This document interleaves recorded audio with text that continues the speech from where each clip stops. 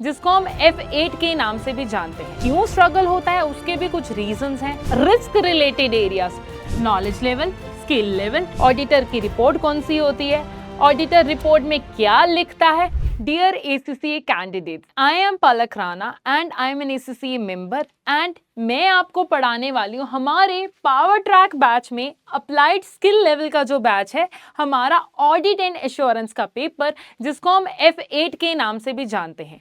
सो guys, ACCA में audit and assurance जो है, बहुत सारे ऐसे बच्चे हैं जिसमें जिनको स्ट्रगलिंग होता है कि मैम ACCA AA पेपर जो कि थ्योरी बेस्ड है, एंड क्यों स्ट्रगल होता है उसके भी कुछ रीजंस हैं। तो मैं आपकी हेल्प करने वाली हूं कि ACCA AA का पेपर आप कैसे पढ़ें, कैसे हम उस पेपर को बहुत ही ज़्यादा इजी बना सकते हैं, एंड क्या एरियाज हमारे इस पेपर में इंपॉर्टेंट है, ये हम सारी क्लासेस में कवर करने वाले हैं। सो गाइज, अब बात करते हैं ACCA AA पेपर की कि ये क्यों इंपॉर्टेंट है। सो गाइस, ACCA AA का जो पेपर है ऑडिट एंड एश्योरेंस, हम सब जानते हैं कि ऑडिटर की आजकल के डायनेमिक बिजनेस एनवायरनमेंट में बहुत ज़्यादा इंपॉर्टेंस है, क्योंकि हम सब जो है आज की डेट में कंपनीज में इन्वेस्ट करते हैं। तो कंपनीज में इन्वेस्ट करते हैं तो हमें एक कोई इंडिपेंडेंट पर्सन चाहिए जो कि हमारी कंपनीज की फाइनेंशियल स्टेटमेंट को ऑडिट कर सके एंड बोल सके कि इन कंपनीज में जो भी रिपोर्टिंग दी गई है वो बिल्कुल ठीक है। तो इसलिए आप समझ सकते हैं कि इस सब्जेक्ट की इंपॉर्टेंस कितनी है और आपकी फ्यूचर में बीइंग एन ऑडिटर कितनी ज़्यादा इंपॉर्टेंस होने वाली है। सो गाइज, इसको सिर्फ एक पेपर समझ के क्लियर नहीं करना है हमने, बल्कि इसको हमारे रूटीन की तरह समझना है। एंड मैं अपनी क्लासेस में फर्स्ट डे में ही स्टूडेंट्स को एक बात बोलती हूँ कि जब कभी भी आपने ऑडिटर का पेपर देना है ना, तो आपको खुद को इमेजिन करना है कि आप एक ऑडिटर हैं। Think like an auditor, behave like an auditor, and फिर क्या होगा, आप अटेम्प्ट भी ऑडिटर की तरह करेंगे एंड आपका पेपर बहुत अच्छे से क्लियर हो जाएगा।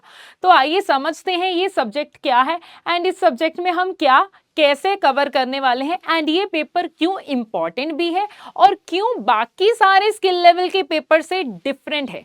तो गाइज, हमारे जैसे कि हम जानते हैं ACCA के टोटल हमारे जो होते हैं 3 लेवल्स होते हैं। जो हमारा ACCA है, राइट, सो ACCA में हमारे टोटल 3 लेवल्स होते हैं, knowledge level, skill level and हमारा जो प्रोफेशनल लेवल है। हम करने वाले हैं इस लेवल का पेपर जिसको हम F8 के नाम से भी जानते हैं, राइट। अब ये जो पेपर है, हमारे जो स्किल लेवल के बाकी सारे पेपर होते हैं उनका पेपर पैटर्न चलता है 60-40 रेशियो। 60-40 जैसे कि हमारा F5 है जो कि हमारा कॉस्टिंग का पेपर है, F6 है जो कि हमारा टैक्सेशन है, F7 है जो कि हमारा अकाउंट्स है, एंड उसकी नॉलेज हम यहाँ पर भी यूज़ करेंगे बिकॉज देखो ऑडिटर है, करने वाला है फाइनेंशियल स्टेटमेंट चेक। तो फाइनेंशियल स्टेटमेंट चेक करेगा तो कुछ ना कुछ तो उसको अकाउंटिंग नॉलेज चाहिए। तो क्लास में हम कुछ कुछ accounting concept, basic accounting concepts भी कवर करेंगे जो कि F8 की नॉलेज के लिए बहुत इंपॉर्टेंट है। And guys, F8 is the base of AAA जो कि हमारा प्रोफेशनल लेवल का पेपर है। एंड हमारा जो F8 है एरिया काफ़ी ज़्यादा रेलेवेंस आपको देगा ऑडिटिंग के प्रोफाइल के बेस में इंटरव्यू के लिए भी, और हम क्लास में आपको गाइड उस एरिया के एस्पेक्ट में भी करेंगे।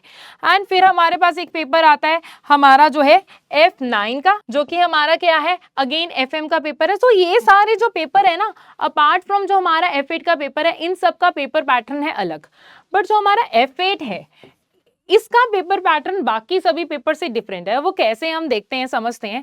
सो ये सारे जो भी पेपर मैंने आपको बताए F5 से लेके F9 तक, एक्सक्लूडिंग हमारा जो F8 का पेपर है, इन सब में हमारा चलता है 60-40, जो कि 60 क्या होता है हमारा ऑब्जेक्टिव टाइप और 40 जो होता है हमारा सब्जेक्टिव टाइप।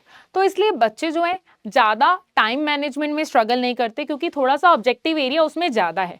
बट जो हमारा F8 का पेपर एरिया है ना गाइस, F8 में क्या होता है, हमारा रेशियो चलती है 70+30। सो 70 एरिया जो होता है हमारा, वो उसमें क्या होता है, हमारा ये एरिया होता है theory based, right, theory based. तो थ्योरी बेस्ड कैसे, ये आपको सब्जेक्टिव लिखना है एंड 30 मार्क्स जो होता है हमारा ऑब्जेक्टिव टाइप होता है। तो इसलिए यहाँ पर लिखने वाला पोर्शन ज़्यादा है, तो इसलिए बच्चों को लगता है डर, बट मैं बोलती हूँ ये बात है आपके लिए प्लस पॉइंट, क्योंकि आप जो है कंसेप्ट तो क्लास में वैसे ही करेंगे, तो वही कंसेप्ट आप जब अप्लाई करेंगे डिटेल में लिखने का आपको ज़्यादा मौका मिल रहा है। बिकॉज सी ऑब्जेक्टिव टाइप में क्या होता है, हम कई बार कंफ्यूज होते हैं, जितना ज़्यादा ऑब्जेक्टिव टाइप उतने ही ज़्यादा ऑप्शंस। बट यहाँ पर क्या है, आपने अपनी अंडरस्टैंडिंग जो है वो अप्लाई करनी है, और क्लासेस में हम जो है आपको अंडरस्टैंडिंग तो वैसे ही प्रोवाइड करेंगे। सो मेरे अकॉर्डिंगली ये ज़्यादा बेटर है। रही बात टाइपिंग स्पीड की, लिखना कैसे है, वो हम आपको इतना प्रिपेयर करा देंगे कि आपको वरी करने की ज़रूरत ही नहीं है। तो ये तो हो गया इसका पेपर पैटर्न। अब कितने टाइम ड्यूरेशन का पेपर होता है बात कर लेते हैं।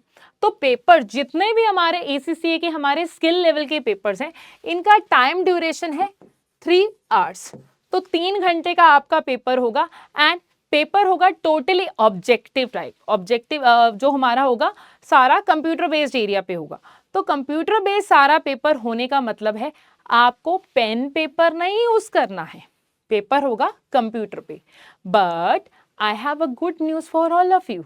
आप सबको पता होगा कि ACCA के जो पेपर होते हैं हम रिमोट बेस भी दे सकते हैं, जो कि हम घर पे बैठ के ऑफिस में बैठ के दे सकते हैं, या फिर आप ये वाले स्किल लेवल के प्रोफेशनल लेवल के पेपर जो हैं आप सेंटर में भी जाके दे सकते हैं। बट मैं प्रमोट करती हूँ देखो सेंटर बेस्ड, क्योंकि आप जो है टेक्निकल रिक्वायरमेंट को भी मीट कर लेते हैं, हमें स्ट्रेस नहीं रहता और एग्जाम रेडी इन्वायरमेंट भी मिल जाता है। बट बाकी आपकी खुद की चॉइस है कि आप कौन सा मॉडल जो है अडॉप्ट करेंगे।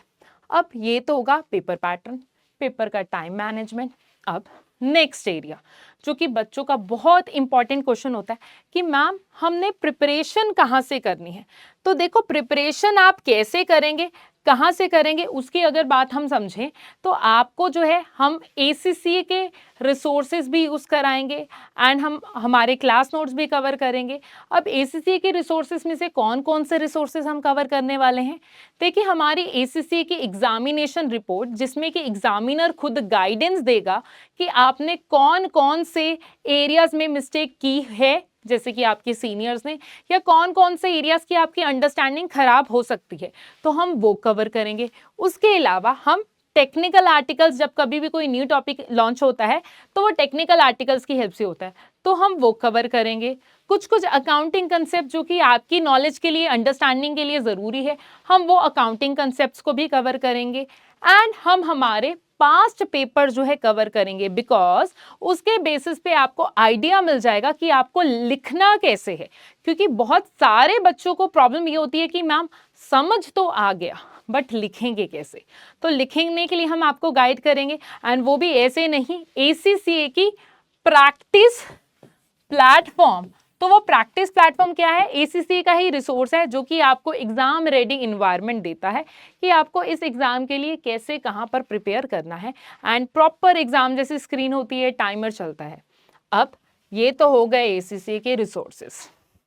मैम सिलेबस एरिया में क्या क्या कवर है, देखो मैं मानती हूँ कि ऑडिटिंग से अच्छा पेपर कोई नहीं है स्किल लेवल पे, क्योंकि ये इतना ज़्यादा स्ट्रक्चर्ड है कि हमें बहुत बार पता होता है कि ये एरियाज तो पेपर में टेस्टेड होने ही वाले हैं। आई नो दैट आप लोग इस बात से तो बहुत खुश हो गए होंगे कि मैम ने ये क्या बोल दिया बोनस पॉइंट कि पेपर में कौन कौन से एरियाज कवर होने वाले हैं। चलो भाई, अब तो हमारा गोल्डन लक चल गया। यस, ये गोल्डन लक ही है गाइस।